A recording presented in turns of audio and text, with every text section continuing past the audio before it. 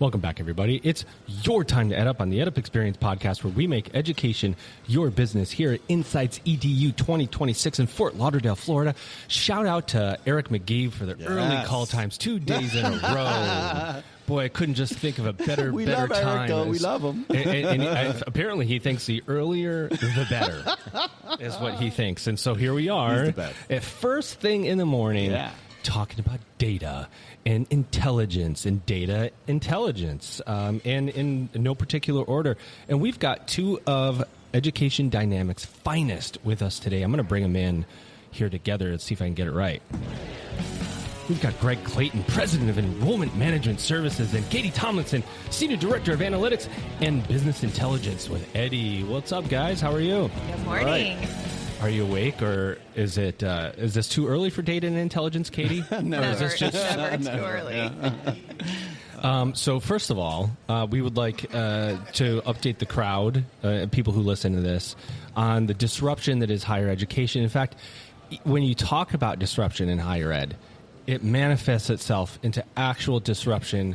And so yesterday you had an event happen, and what happened, Greg? Tell us the story.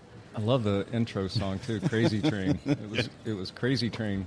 That's a good one. Good connection. So Katie and I got up there to start our presentation with high-level themes on the modern learner, and I had a line that I like to say that I thought would be a great opener, and the line is, "Disruption does not send an announcement before it arrives." Yikes! And at that very moment, the fire alarms went off. It did. The whole thing. Totally set it up. You know And that, people right? started pouring out. And I was like, "Oh, Greg must be on stage." No, no, it's fine. But you guys, the one thing I'll say is that whenever there's an event like that, people sort of disappear. Like, we'll just go get an early breakfast or lunch, and every single person came back. And that's because your Modern Learner Report is the stuff. Mm-hmm. And so we want where you guys are here to really tell us the key parts of that report, the things that we need to know. By the way, if you were here, you would already know them. So next year, you should probably come, especially if you do any level of adult learning, adult recruitment for the modern learner. But Katie, we're going to go to you first. Give us a bit of information, things that you think are the big highlights from the report. Yeah. So last year we reported that 37% of students or modern learners were using AI to research schools. This year that number is at 51%. Wow. So first time we have a majority. You know, you think about the fact that schools are really being read by the machine, and the entire way that we need to think about the ecosystem and marketing has completely flipped. Wow. So really excited about our thoughts this year just surrounding the funnel in general. And now we need to think more about the students are really in an orbit. They're coming in, they're going out, they're being influenced by cost and convenience and career. And ultimately, you know, this whole idea of AI and search has completely flipped the way that we need to think about marketing to them too. This new word I heard you guys use, orbit. Yes. It's sort of like, it's the first time I've maybe heard it. Have anybody ever used the word orbit before to describe the student? And no, I don't think so. Yeah. Who came up with this, and where does this come from? I'm the astrophysics sure. nerd, but she's the smart one. Right. I am not supposed to say the funnel is dead, but the students are now in an orbit. Wow. Epic. Greg, you as you look at this, and you know you've co-hosted with me before, not every school is ready for this. And it's looking like AI and the search. It's moving faster than the school. You know, how are we supposed to keep up with this in higher ed? Good question. I think that's when the fire alarm should have gone off. Yeah. When the numbers that Katie just quoted, 37% using AI to search their school search process to 51 in 1 year. That was the big highlight for both of us when we looked at this report. And we're still talking like, what's going on with AI and how do we use it and students using it? Right. And now, you heard Google talk about the messy middle. Yeah. we've talked about that for years, and now we're talking about it in the context of an orbit. So just evolving from a linear student journey to a messy middle with multiple touch points in the middle of the journey to now an orbit. That so they've elevated beyond the mess, and they're sort of picking their spot now versus being, navigating through it. They're able to sort of elevate above it and go, I'm entering here. I'm entering at this point. Right. And with AI, with the AI tool, the answer engines that they're using to do their research now, they can very quickly hone in on the right fit. So we talk about the 3 C's: cost, convenience, and career, as being the 3 things, the 3 pillars, and now we are talking about them in the context of threshold constraints. They're gates. If those gates are closed, then you're done. In this realm of AI answer engine search. And then we'll talk about it. I'll probably get to this in a moment, but reputation plays a part in it now too. So there's faster getting to the determination from a student around fit. Is this program and this school fit or not? And they may orbit, and look at multiple institutions at the same time, but it's all around fit. And they can actually do it faster because they have the answer engine tool than they could on either a linear journey or all that messy middle noise. Elvin, did you say something? Quiet. Can I jump in real fast? Quiet. I love this stuff. So Quiet. let's go back Quiet. to orbit. Stop it! Let's go back to orbit. The funnel is not dead, but they're orbiting. I'm a admissions rep. Explain that to me like I'm an admissions rep. What does that mean? That's so cool. So like you how think do about you it. recruit? Yeah, what am I supposed to do? Yeah. Well, all of that starts before day one, right? So you think about a student inquiring. Yes. First up, right? You think that that's going to filter down or narrow down their choices. 40% of students, after they inquire, are still adding more schools to their consideration set. Wow. 28% are still evaluating other schools, applying elsewhere after they've enrolled. Whoa. So that until that student is actually in the seat, they're not yours. You know, so thinking about continuing to have to market to them, continuing to have to engage with them, it flips everything, right? Because they're not necessarily refining their choices anymore. They're going around and shopping. And we talked a little bit yesterday, too, about the vulnerability window of the longer you're making them wait between that acceptance and start, the more opportunity they have to shop more. You make them wait a day, you make them wait a week, you make them wait a month. That decision point now becomes, I'm going to go out and shop again and see if there's someone else that's a better fit for me. Greg, do you want to talk about the disruption of higher ed again? Don't press your luck. But to that, let me just say, if you think about AI from a organizational standpoint or a marketing standpoint, I could be pumping out messages to a student all the time, like just because they're talking about enrollment at home and going to college, and all of a sudden their phone starts popping them ads from multiple schools. So it's never going to stop. It's about filtering through the noise, to your point. And there is a lot of noise. And how is the school supposed to, how are we supposed to digest this information for our operations?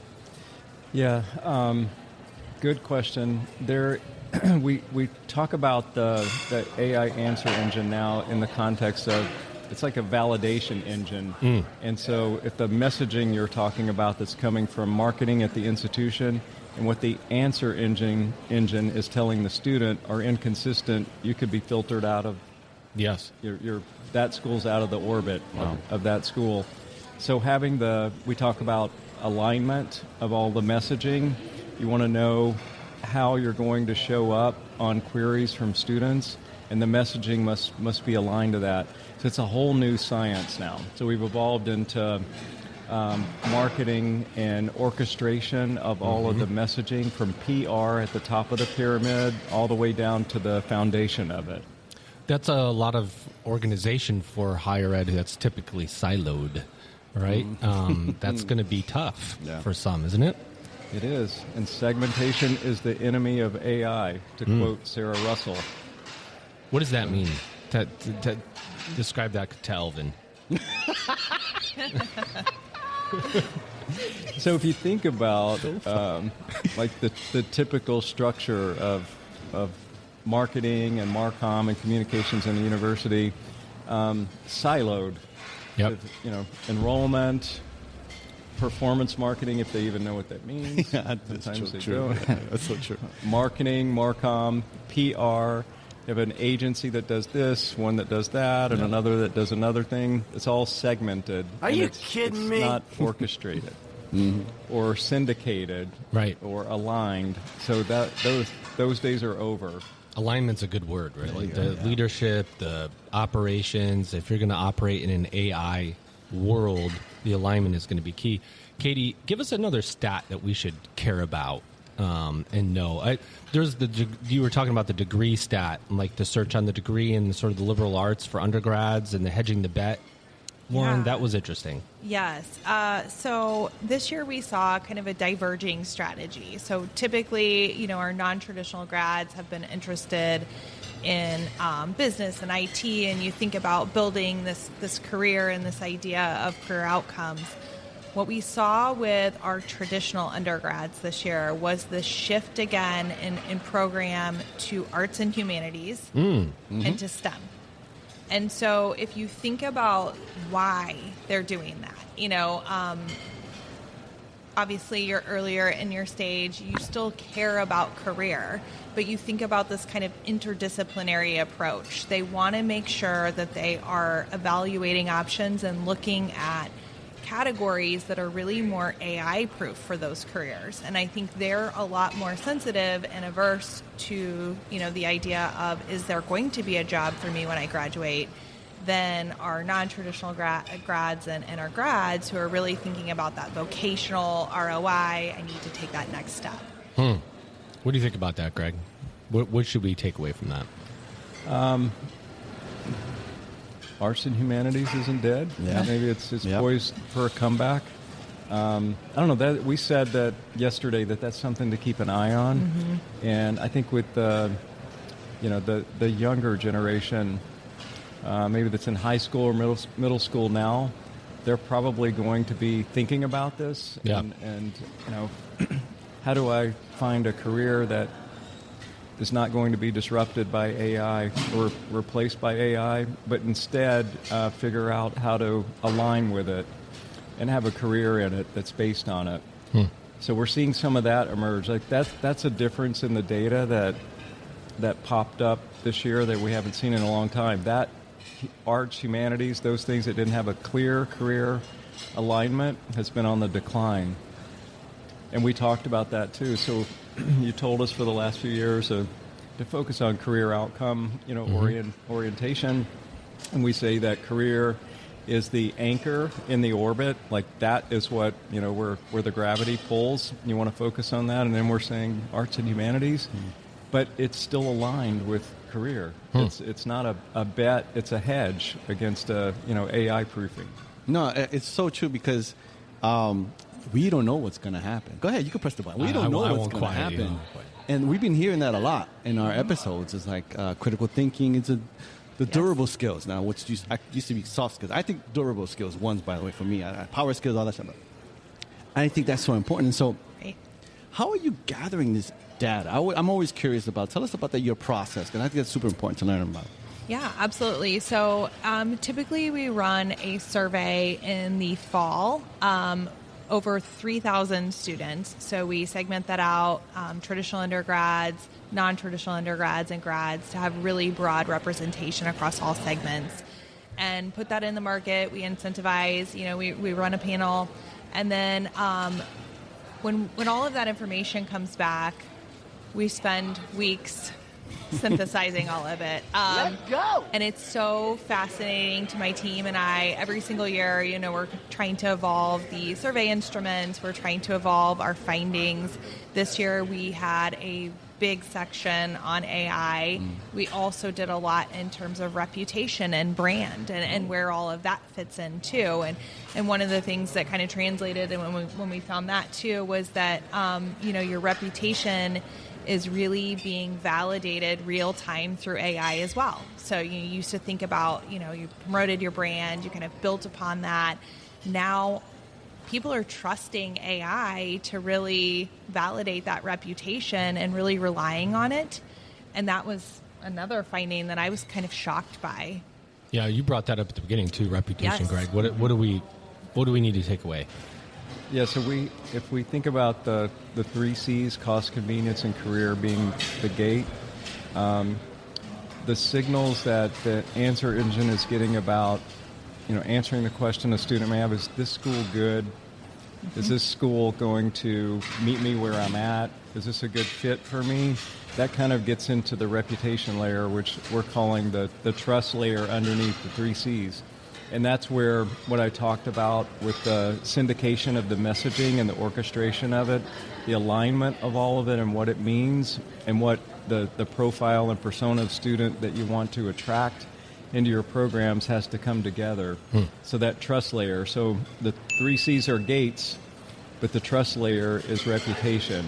And it's not simply, do we have a great football team that wins on Saturday? It's, is this institution a fit for me or not?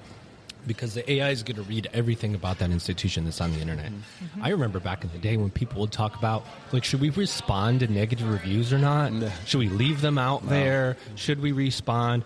And it's like, AI is going to read those and go, well, some students report that this school doesn't provide great customer service when students have issues. And all of a sudden the student goes, oh, wow, that's maybe I should go somewhere else. And you think about that content layer feeding the results and the immediate trust we have in it too. Even if you're using Perplexity or whatever and you have the links, how many of us are actually clicking on the links to validate? No one is. Right. No one's Good taking point. the time to do that. Yeah. So there's a huge level of trust on the AI engine right now. Yes. Yes. What do we do about that? How do we operate an institution when there's so much content out there? We know that AI is going to pull from it. We're probably not on as on top of that information, staying on top of it as we should be. But we know the students are getting that information. There's a huge gap between those two things.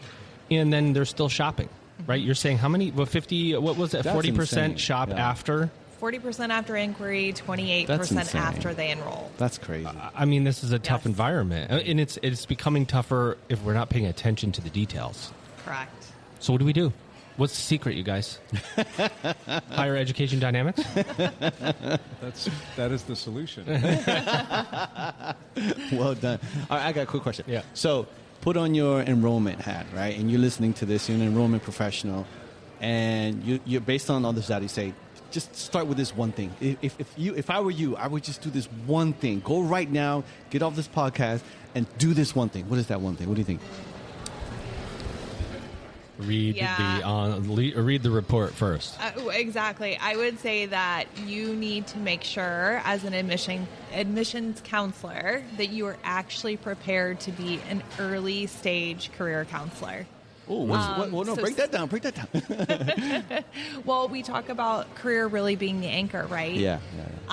Students, 71% of students or modern learners are expecting that when they have a conversation with that admissions counselor, that they're really focusing them on career and really providing them all of the information surrounding outcomes, opportunity, all of that.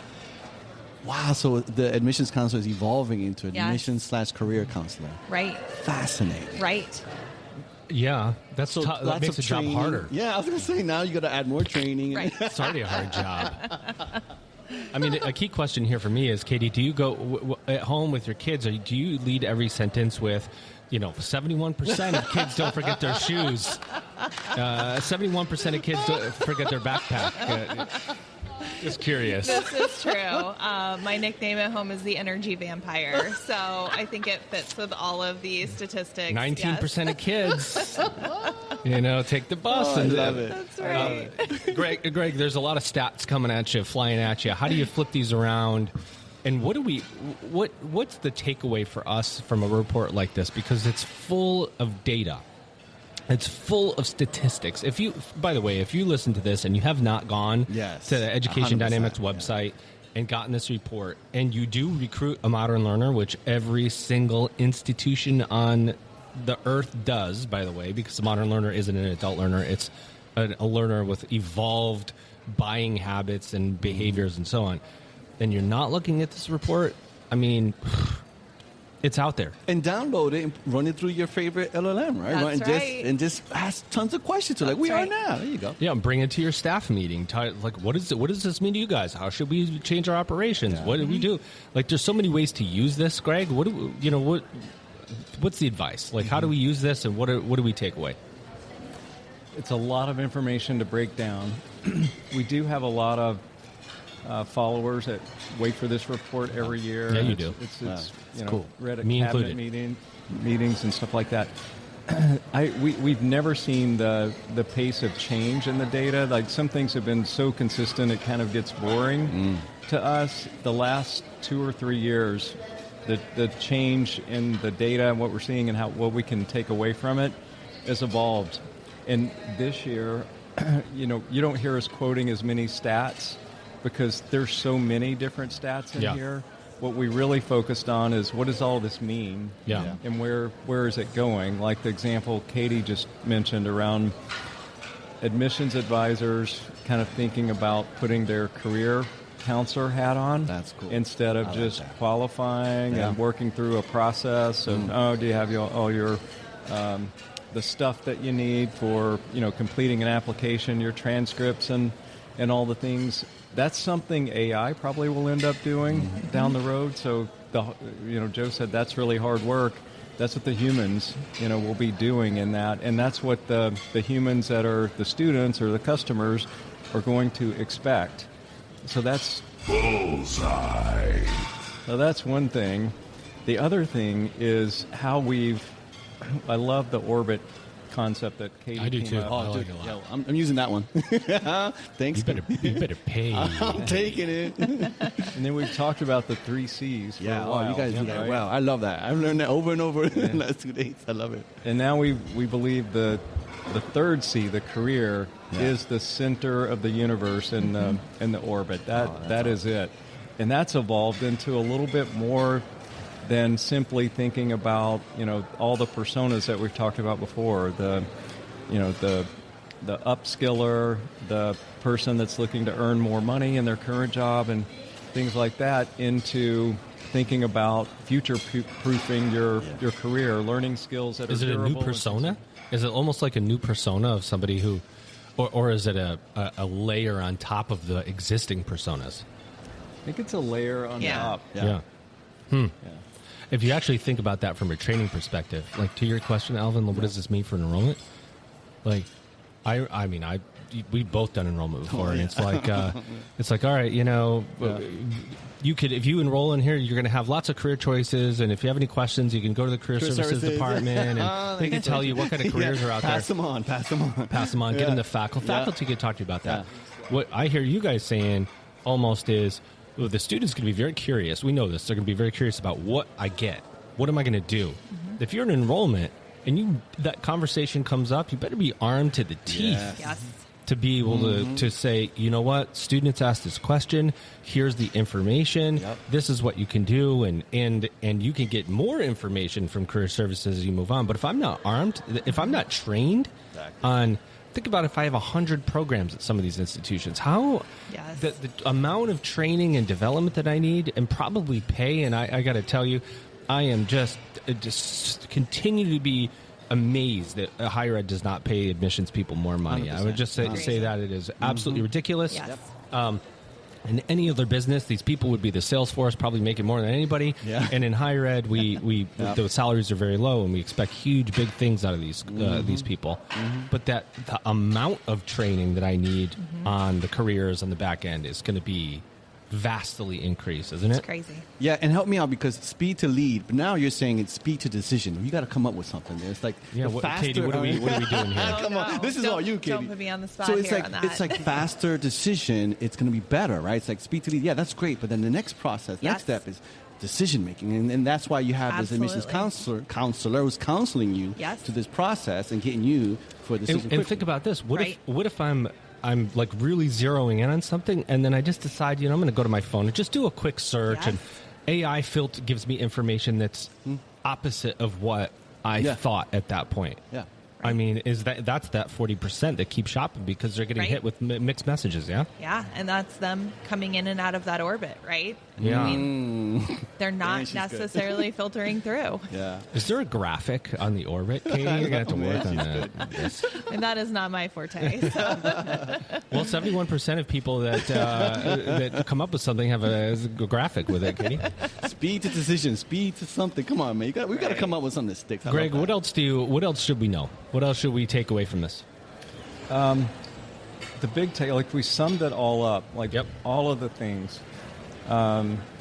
There's a line that we had in the presentation yesterday, and it's like this: discoverability gets you seen, but alignment gets you chosen. Ooh. Tell them like it is. Say that one more time, please. Say it for the people in the back. That didn't hear it. Discoverability gets you seen, but alignment gets you chosen. Nice. Wow. Mic drop. That was good. Katie, anything else you want to add from your deep research? Or research, depending on how you say it. Oh, I am done giving my insights. No, I would definitely say check out the report. We did have some really bold findings this year. We shifted, traditionally it's been a lot of we're going to show you the tables and kind of walk you through from a descriptive element. We're making some bold statements this year, but we really want people to think about the data differently, to understand, this is a pivotal time in terms of how we operate and market and work through enrollment management with prospective students. And there's a lot of great opportunity, a lot of good information for you to really digest and think about and apply in your institution. I just had this picture of you running out of an office with a paper. You probably don't use paper, but flailing in your hands going, 37 to 51, can this be right? Right. You touched the thing and your hair's going all crazy, and it's that's a huge jump in some of these stats. And crazy. Do you almost feel like, wait a second, what is happening? Those moments? Right. Well, and you don't know what's next, right? Yeah. I mean, that is the part where we're all trying to align. We're all trying to predict what is going to happen in the next month, in the next 6 months, in the next year. But we all have to change right now. And I think that's what the data proves is everything needs to be reevaluated. Greg, you guys at Education Dynamics also do enrollment services, obviously, as the president of enrollment services. If I'm listening to this and I'm like, you know what? This is resonating with me. I know my team needs more training. I know I need support. What do we do? How do we contact you? And what can I get? What can you help me with? Mm-hmm. Yeah, we can help you. We can either help you extend your team and make your team more effective by bringing what we do to the execution mix, or we can help you transform your team. So we have team transformation services, consultative types of services to bring the best practices to light and help you transform your enrollment team. So go to our website, check us out, talk to Karina Kogan or Mike Miller. She's amazing. They will help amazing. you. Yeah. Karina's the best in the industry. She is really she amazing. knows this stuff. And this is what we do. This is what we're all about, is transforming, changing lives, and particularly on the enrollment side. The marketing, when I said solution earlier, it's never been more important to get the alignment right so you can be discovered. And that is marketing, and that is Eddie's DNA. But on the enrollment side, we know the modern learner.